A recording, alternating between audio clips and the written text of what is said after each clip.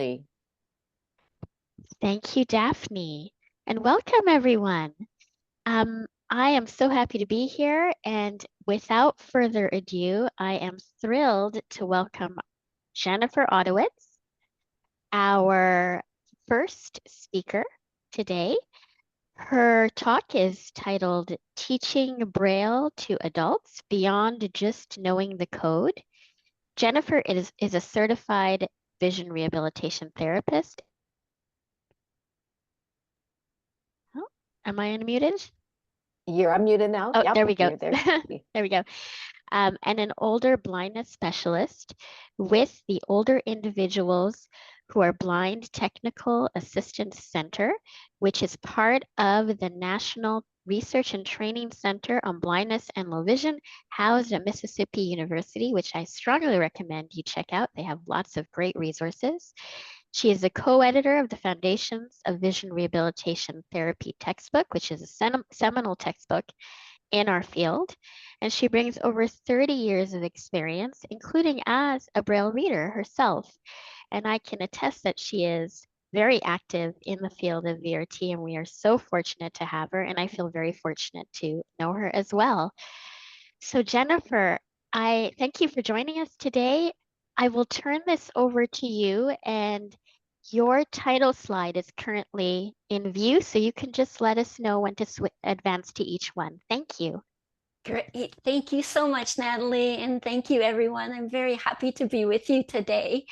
Let's go ahead and move to slide number 2, the objective slide. And the objectives for the presentation today are that by the end of the presentation, I'm hoping you'll be able to describe the Teaching Braille to Adults course that's offered by the National Research and Training Center on Blindness and Low Vision. You'll be able to identify how to positively address misconceptions about learning Braille and be able to explain how adult learning theory can be incorporated into both assessment and instruction. So if we could go to the next slide, please. Now, I'm assuming that our audience is quite varied. Some of you may be teaching Braille, some may be transcribing Braille, others may be supporting those who are learning Braille. Either you're a family member, maybe a peer mentor or tutor, and some of you may be learning Braille yourselves. So I'd like to start with this question, and I know on the slide I have the word client, but feel free to replace that with the word individual. But the question says, how do you introduce the topic of Braille to your clients or to adults? Okay? So I want you to think about that for just a second. How do you introduce the topic of Braille? A lot of times instructors will have somewhat of a checklist that we go down, right? Would you like to learn XYZ? We get to, are you interested in learning Braille? And we're expecting a yes, no answer. And you can imagine that a lot of the time, more times than not, the answer for adults is likely going to be no, for various reasons. Braille might be something they're not ready for. They haven't thought about how it could be meaningful or useful in their lives. Or it may be associated with a stigma related to vision loss that they're just not quite ready to accept yet. And so what I'd like to do, if we can go to the next slide, please, is encourage you all to reframe your thinking and present the topic of Braille in a different way.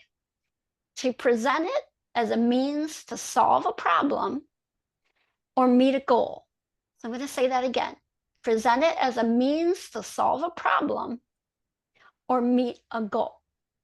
A lot of times, instead of thinking of it as an isolated skill, you're going to learn how to use a cane, you're going to learn cooking, you're going to learn Braille.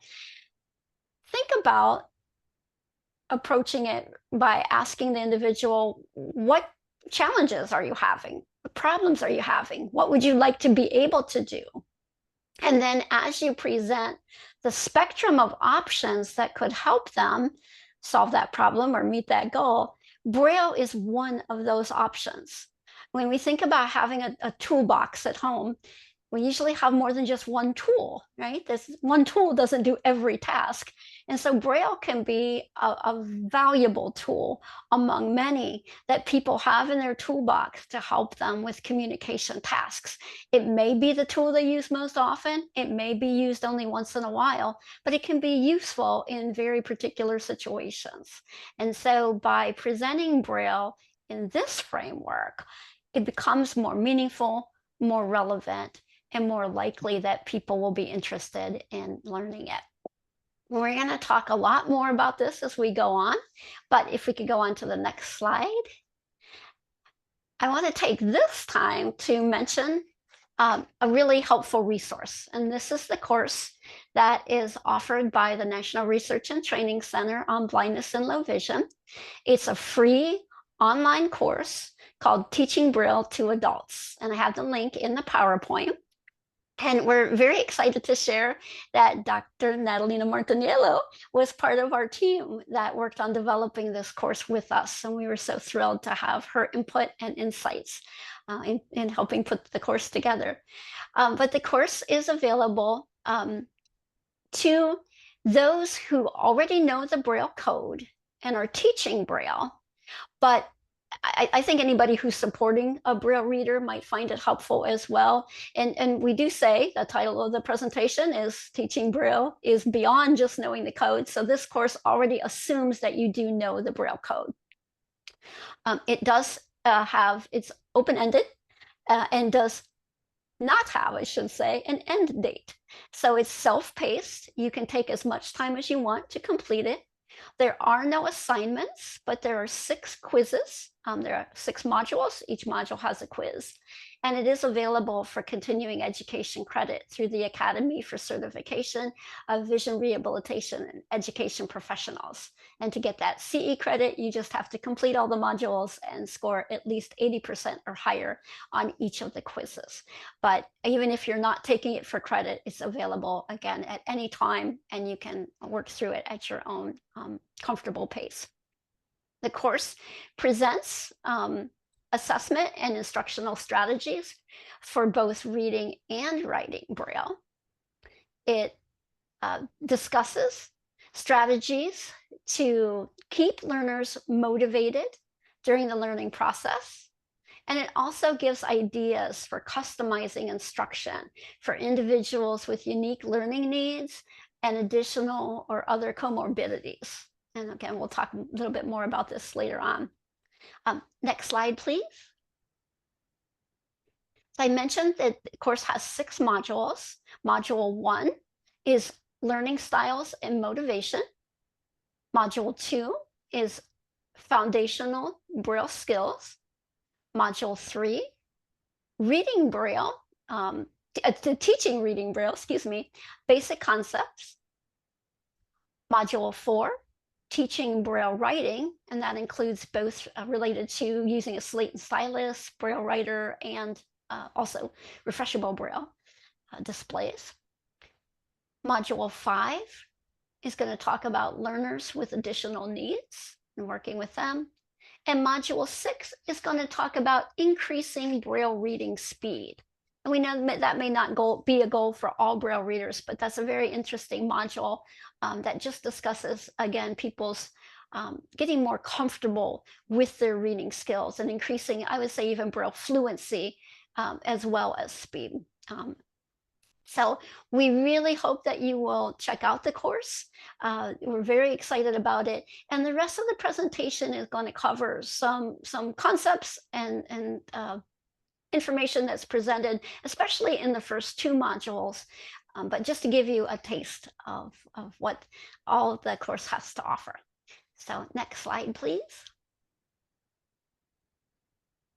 All right, well, whenever we're starting out with someone first learning Braille or again, thinking of introducing the topic of learning Braille, a lot of people may have misconceptions about it. And so there are some ways that you can help address these misconceptions. So a few of them are listed here.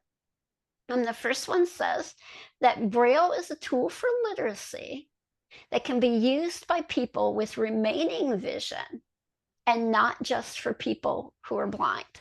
So oftentimes a person may say, I'm not interested in learning Braille. I don't need to learn Braille. I can still see. And I know professionals who may say, well, I'll recommend Braille to someone with glaucoma because they're more likely to lose a significant amount of vision for reading. But for someone with macular degeneration, I don't recommend Braille because they'll be fine with magnification and they don't need Braille. And I would argue that, again, thinking of Braille as one tool in the toolbox, it can be used by people regardless of your level of vision. So, thinking about someone who has remaining vision, it may be helpful for identifying colors if they have trouble with color vision. It may be helpful if the lighting is not optimal or the position of the reading material is in a awkward location, or it's just not possible to get as close as the person may need to view it. And so it can really help, I think, in situations like in reading elevator controls, again, seeing colors or identifying colors of clothing. There's uses for it regardless of your level of vision. So I really like to promote that it's not tied to just people who are totally blind. Another way to address a misconception is to talk about how Braille can be useful for people with functional goals and not just those who are interested in doing extensive reading. So people who may be interested in reading books and magazines, that's wonderful. It's a great use of Braille.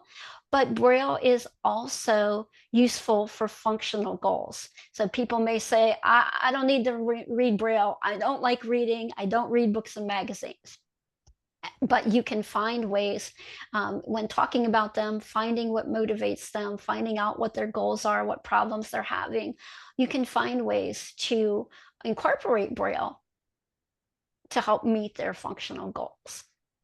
And then lastly, on this slide, it says that learning Braille isn't something to be ashamed of. And sometimes this can be a misconception that people have. I had a client once tell me that her mother told her, "Why are you learning Braille? You're giving up on your vision." Now, luckily, my client, who was a young adult at the time, did not feel that way. But I think it's a very strong message, right? That someone may have, whether it be the individual themselves or their family members, to think that Braille is something to be ashamed of or means they're giving up on something.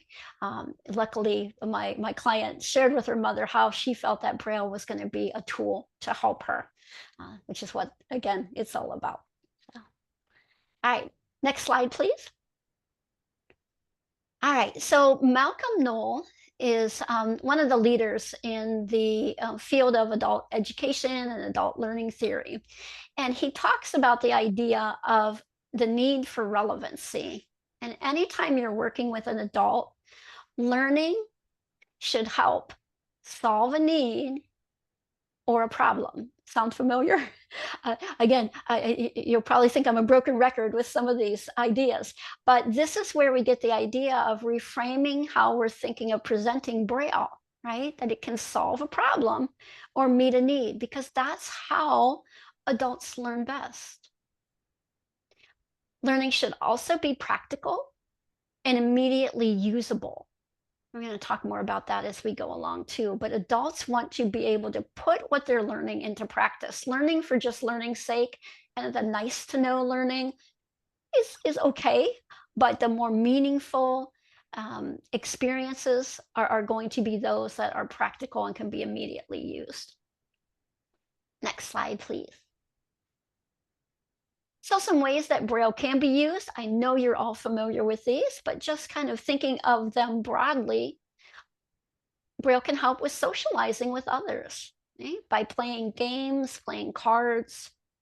It can help with participating in a community or a faith-based group by enabling someone to perform reading and writing tasks. I once had a client who was so excited when she was able to create Braille index cards to help her use those as notes so that she could do a reading in her church service.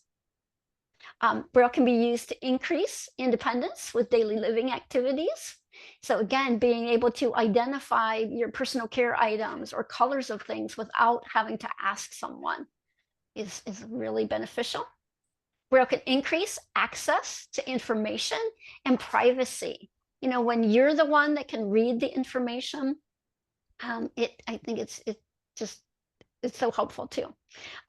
It can expand recreational and educational opportunities and improve efficiency with job tasks.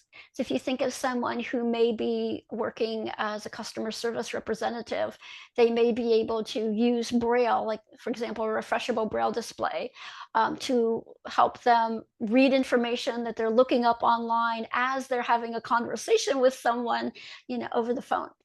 So it can just help in that way as well. Next slide, please. So when we think about adults, and this is going back to Malcolm Knowles and adult learning theory, adults are problem-centered as opposed to being, maybe more subject-centered, right? Again, how can it help me? What problem is it going to solve? Adults are result-oriented. And again, this is truly what can I get out of it? How is it going to help me? What is this going to do for me type of thinking? Adult learners are self-directed learners. And this means that they want to be an active participant in deciding kind of how things are done. And they can be an excellent collaborator throughout the learning and the instructional process. We'll talk more about that in just a little bit too. Adult learners are a little more skeptical. They don't just accept something because the teacher said so. They need to see that it works. They need to practice it and check it out for themselves. Then they'll determine if they're accepting it or not. And also, adults are usually more internally motivated. So they're internally driven and develop that level of self-satisfaction. Next slide, please. So when you're teaching adults, you want the focus to be on the mechanics of successful Braille reading. So this is going to include finger position, hand movements. You know, adults bring a lifetime of literacy skills. And so you're not necessarily teaching decoding and phonics and how to read, but you're teaching the mechanics of reading Braille. As a Braille is a means to access that information. And so we want to also encourage them to bring those literacy skills with them to the table. With adults, also you want to, again, attach learning to meaningful life goals. So how can this relate to what they're doing every day? Next slide, please. So some additional considerations for adults. Again, you're going to need to give relevant and motivational opportunities to develop those tactile recognition skills along with proper finger and hand movements. Again, looking at those mechanics of Braille, but you want to do it in a way that's relevant and meaningful. So a lot of times I may use, if someone has grandchildren, I'll use the names of their grandchildren. I really get to know the person and find out what's motivating to them. And then I like to use those words in part of our process, whether it's, we're working on just identifying letters, identifying contractions, practicing any of those activities. You want to acknowledge and draw on the person's life experiences. People will, when they're able to relate things to their past experiences, it reinforces the learning. It also helps show that you are listening to them and that you really acknowledge and value their life experiences. And it really helps build that collaboration with them so that you're working together to help them develop their skills. You want to be aware of how past learning experiences influence interest and enthusiasm. Someone who's an avid reader before vision loss is likely going to be very interested and enthusiastic about learning Braille compared to someone who was not. But you may also be watchful, because sometimes avid readers can get a little discouraged initially when they're learning Braille, because they're not reading as quickly as they did when they had vision, or as much as they did. And so keeping them motivated is really important. You want to recognize that past learning experiences could have been either positive or negative, and think about how that impacts motivation and even confidence. So if someone did not have a really positive experience during their education, they may not be super interested about learning to help them read again. And you may have to do a lot to build up their confidence and really, again, make things meaningful and relevant so they have a successful positive experience. And you want to tap into what motivates them. So again, this sounds very repetitive, but I cannot say it enough. Again, using materials that are going to be motivational to them. I worked with a client once, and she was actually also teaching Braille, but she was refreshing her own skills as a Braille reader. And I shared with her resources to get Braille books. And she was so excited because she found a book about the history of baseball. And she read all about the first World Series and was sharing with me what she read. And then she shared about how she was then taking that with her, using that with her students as an opportunity, because she didn't realize until that point how important it was to find those motivational reading opportunities. You tap into what motivates people and use those as a means to help advance their Braille learning. It was like an aha moment for her. And it all came together. Okay, next slide, please. All right, so some questions that we can ask during assessment to help with that collaboration is, we have lots of questions that we ask during assessment, but these are some that we may not always think about. And I'm not recommending that you use these as a checklist that you go through with everyone, or ask these with these exact same words, but these just give you some questions to use as guides, and you can modify the wording based on the individuals that you're working with or supporting. But what kinds of things did you read before losing vision? How do you see yourself using Braille? What are some of your reading and writing goals? And that could be, even not related to Braille, just reading and writing goals. In school, was reading easy or hard for you?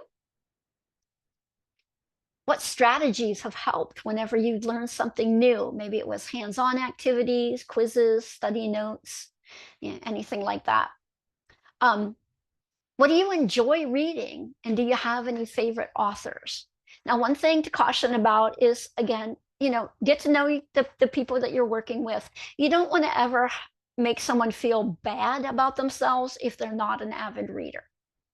So just a caution there. Next slide, please. So we often ask questions during assessment, but that's not the only time we should ask them. There are questions we can ask throughout the instruction process as well. And these can include, how do you think things are going? How do you think you're doing? To get the individual self-reflection on their own performance. Because maybe they're reading really well, but then they share with you that they're actually frustrated because they're not reading as quickly as they want. And then you can talk about that. You can have a conversation and address it. So these types of questions to get the feedback from the individual can be helpful in so many ways. You might ask them, are there activities or materials that we're using that you're finding helpful? And then, of course, are there things that aren't working so well? Because you want to know that too. And then, are there areas in which you'd like more practice or support? And how have you been able to use Braille in your daily life? asking these questions along the way can be really important. All right, next slide, please. So I'll talk just briefly about customizing instruction. I know our course, Teaching Braille to Adults, goes into a lot more detail with this, but many adults have, in addition to vision loss, other health conditions or disabilities. And so it's important to take a look at how you might adapt reading. And for this, maybe someone has hand tremors, has issues with their hands. You might teach a different technique for hand positioning as they read across the line. Maybe they use the side of their finger as opposed to the pads. Maybe you're focusing on one-handed tracking rather than two-handed tracking. Maybe you're putting a non-stick mat under the reading material to keep it from slipping. There are several different things that can be done as adaptations for reading. You also want to consider adaptations for writing. If they're using a slate and stylus, maybe a saddle stylus will be more comfortable for someone who has arthritis than a standard stylus. You may use a Braille writer, a unimanual Braille writer, or they make a kit that you can attach to a standard Braille writer that will basically convert it to a one-handed Brailler. You might find the Braille writer that requires a lighter touch, or even use refreshable Braille technology, note takers and such, with one-handed mode to help. So again, I refer you to our course. I know Module 5 has a lot of information about working with learners with unique needs. Next slide, please. So when it comes to choosing an approach for how you're going to teach, what things you're going to teach, you definitely want to match the approach to the learner's goals. You want to think about whether you're going to be teaching uncontracted or contracted Braille. Someone who just has goals for labeling, you may teach contracted Braille, you may not. Books and magazines, contracted Braille, reading elevator controls, maybe playing games, maybe just uncontracted Braille would suffice. You want to think about the order of symbols and when to introduce contractions. This is going to depend on a lot of factors. I had a client once who was a college student, and she wanted to learn Braille over the summer. So she had an immediate need to learn Braille quickly. And so we introduced contractions right away as we were introducing letters. Other folks may benefit from a really logical order. They want to learn the letters in the order of the alphabet, because that can help them when they're practicing on their own without you there to guide them. While others may like to mix up the letters so that they can read words that are more interesting and more motivating. So all of those things go into consideration. You want to identify the learner's reading level and make sure your reading materials that you're presenting are at that level. And you want to think about if you're going to use a formal curricula, homemade materials, a combination of these, or the I am able approach. And next slide, please. So I was really excited that at last year's symposium, Dr. Diane Wormsley. Jennifer, Yeah. just to let you know, a few minutes left that you're getting. Okay, sounds good. So Dr. Diane Wormsley did a presentation on this, and the link is in the PowerPoint. So it's a way to identify meaningful words. You work with the learner to identify what I call tactile sight words. They call key vocabulary words. And you look at things like the shape of the word, tactile characteristics, then move to the skilled approach with phonics. And so I had a learner who we said he had trouble reading words, but I said to put a full cell for the cooking time, it's 350 degrees. And then he could Braille the amount of time is a number that he would need to cook his frozen dinners. I told Natalie I had way too much information. So there's a lot more information in the PowerPoint. So I encourage you to read that. I'm hoping during the Q&A, we can talk about some issues I have at the end, near the end of the slide, some things about ways to assess progress and address certain issues.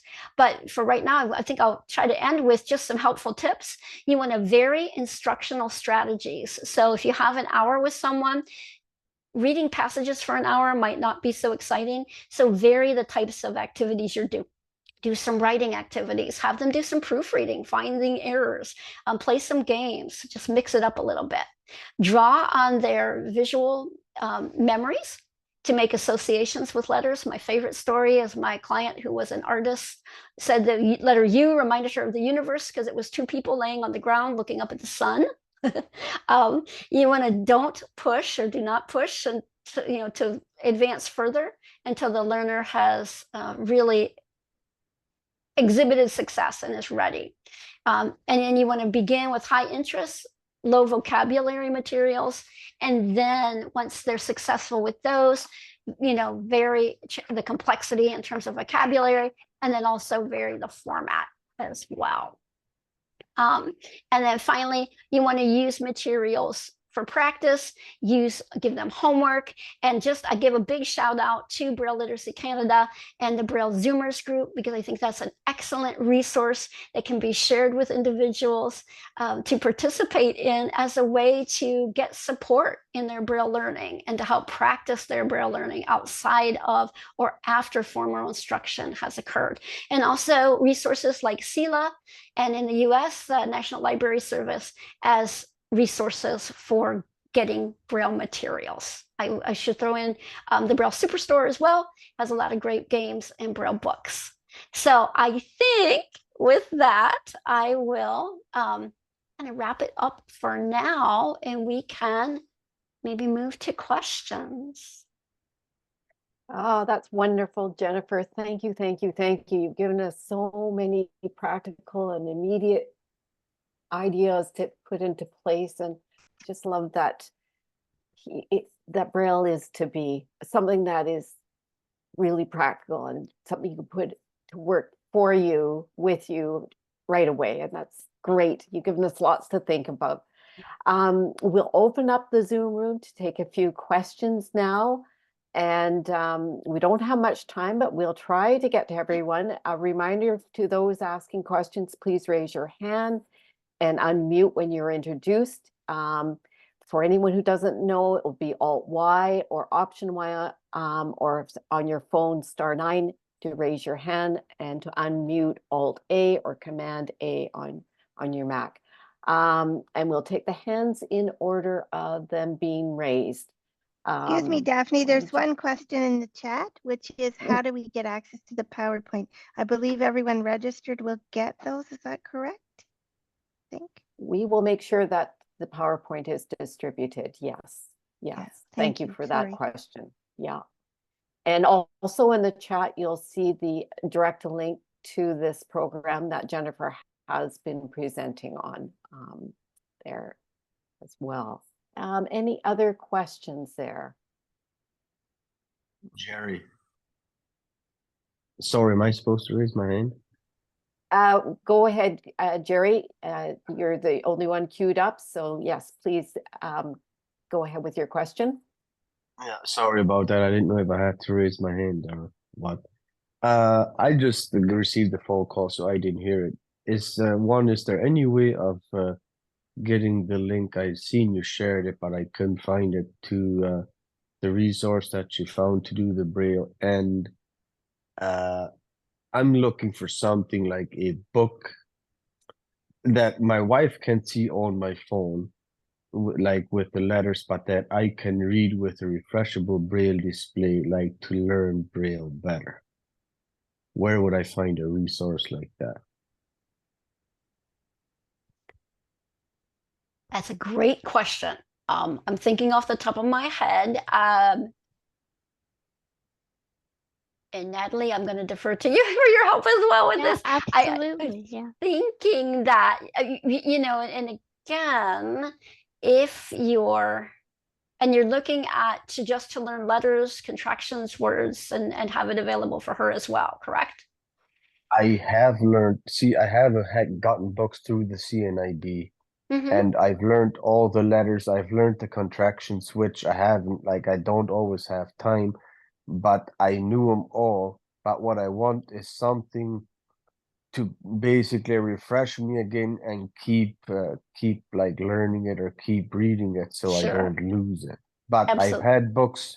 I've had books from the CNIB that have the Braille, like a digital book on my in an email with a copy of it, but it's the Braille and then it's the copy underneath where it's written what it is.